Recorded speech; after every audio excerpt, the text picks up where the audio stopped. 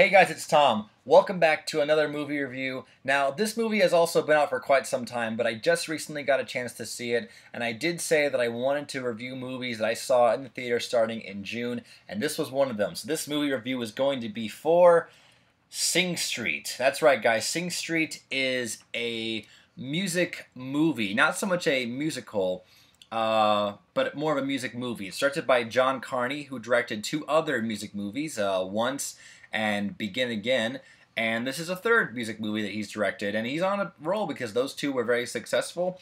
And this one also was. It got a lot of praise, and it was a limited release, but it showed up at my dollar theater just recently, so I got a chance to go see it. So guys, let's get into the main plot of Sing Street. Our main character, whose name is Cosmo, and he's played by, I'm trying to get this actor's name right, Ferdia Walsh-Peelo. If you're watching, sir, which I know you are, I'm sorry if I mispronounced that name. He is transferred to a new school. His parents are running out of money, so he's transferred to a new school, and it's an all-boys school, and most of the boys at the school are jerks, are troublemakers, and he's just the new kid coming in. And after school one day, he looks across the street and he sees this beautiful girl just standing out, across the street. And her name is Rafina, and she's a model. And just randomly, Cosmo asks her if she would like to be in a video for his band. And she agrees. But the problem is, Cosmo doesn't have a band. So he has to start one up, and he wants to impress this girl. And so we get a really, really good music movie and a really good coming-of-age movie as well. Now, guys, if you could not tell by the shirt I'm wearing and the posters on this side, I am a big fan of music as well as movies. I'm trying to make this channel divided between the two, so hopefully I'll get a good balance. So yeah, I'm a sucker for music movies, and this was a really, really good music movie. It takes place in the 80s, about the mid-80s.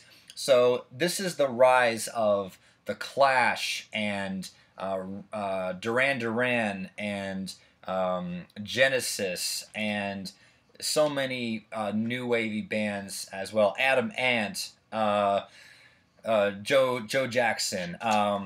So the music that Cosmo and his band write and perform is very much like that style, but also harkens back to a couple of like classic rock kind of sounds.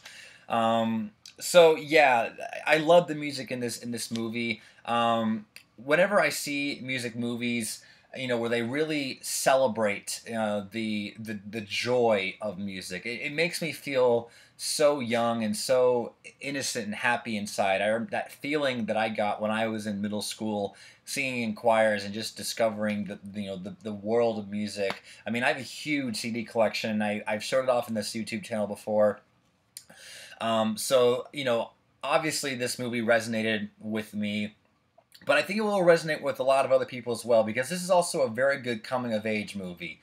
Now, everyone loves a good coming-of-age movie, and this one is a really good one. These characters are just on the cusp of being, 17, 18, or whatever, and, going off and living their life. And it was really, everyone loves a good feel-good coming-of-age movie, and so it made me feel really good, and again made me feel young about when I was that age, looking to see what the world had in store for me. And the music is fantastic in this movie. The songs these guys write are straight out of the 1980s hits. I mean, you could play some of these tracks and fool them into thinking it was a Duran Duran song, that they didn't know who Duran Duran really was. The songs were really great. John Carney, the director himself, had a good hand in writing a bunch of them. Really good songs. I do have to say that one of the bandmates in this movie, his name is Iman, I believe I'm saying that right, and the actor's name is Mark McKenna. Again, I'm hoping I'm saying that right also. He and the lead character Cosmo totally reminded me of Lennon McCartney, because Iman, he's got these round glasses on, and Cosmo was sort of like the good-looking one. So it was just like John and Paul, because if you know anything about the Beatles, John had kind of those same kind of glasses, and Paul was the cute one. Totally reminded me of that. There are, a few times in this movie where you see them rehearsing at his house, or he goes over and just knocks on his door, and they're just like, "Hey, do you want to write a song together?" And then they're just at it like that.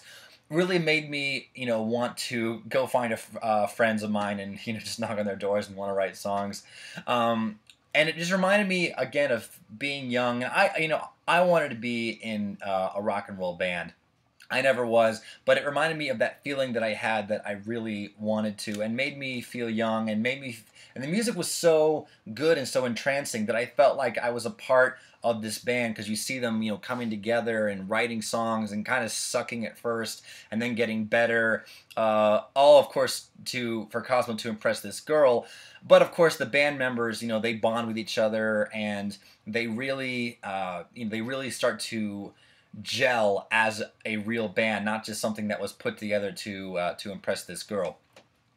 Which leads me to my next positive. The performance in this movie are really good. The actor who played Cosmo, I thought, did a really good job. So did the actor who played Iman. But there are two ones that I have to praise, and I have to look up their names because I'm probably not going to get this right.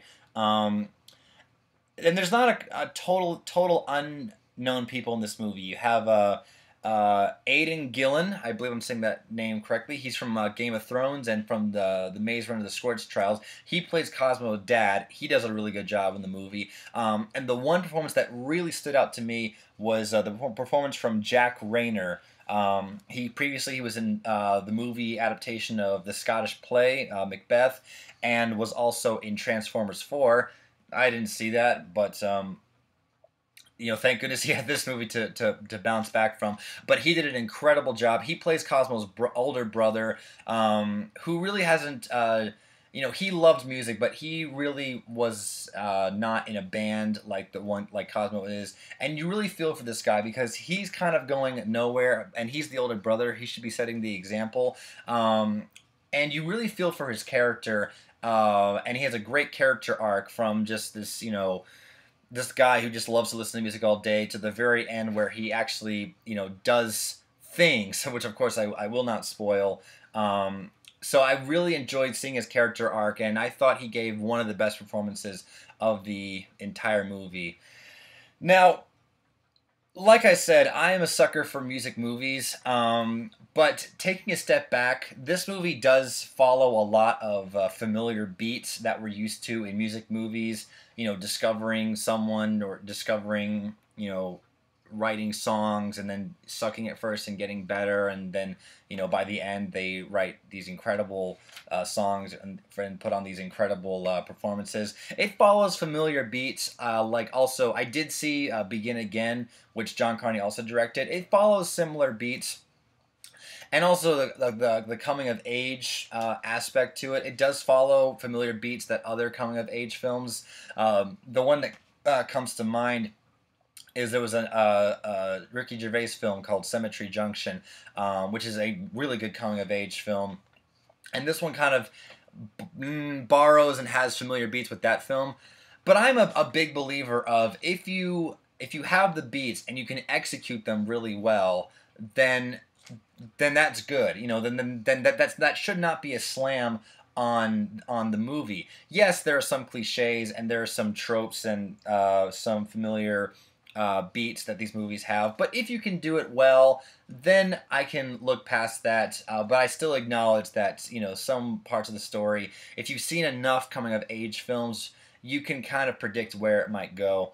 And that leads me to something about the film that I have to mention, that involves the ending. Now, I will not spoil, but if you've seen enough coming-of-age films, there is a there's a typical ending in coming-of-age films, and this one has one just like it. I'm being very vague, I know, but hopefully you can understand what I'm talking about. And this film does end a very, very similar way that other coming-of-age films has, and it kind of left me just going, but not like in a bad way, just, I've seen it before, and maybe because I'd seen it before, I wasn't that welcome to it this time, but I can see someone watching it and it not affecting them.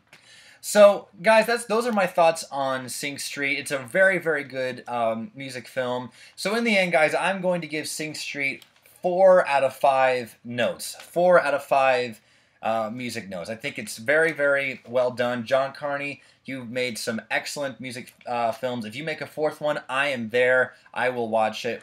So, guys, if you have seen Sing Street, what did you think of it? Because it was a limited release, I believe, when it came out, which is why I was very surprised that it showed up at my local dollar theater. But I did get a chance to go see it. Guys, really quickly, I will have some more videos coming up. My friend Luke and I just saw the film The Lobster. We did film a review for that. I will have it up very shortly after this. Also, I will have a review for the Monkees' latest album, Good Times. I did an unboxing video on my channel, and I will do a proper review of that album in the near future. So be on the lookout for those 2 videos. Guys, thank you so much for watching. If you like this video, be sure to give it a thumbs up and subscribe, and I'll see you all in my next video. Thanks for watching. I'm Tom Rutia. Bye, guys.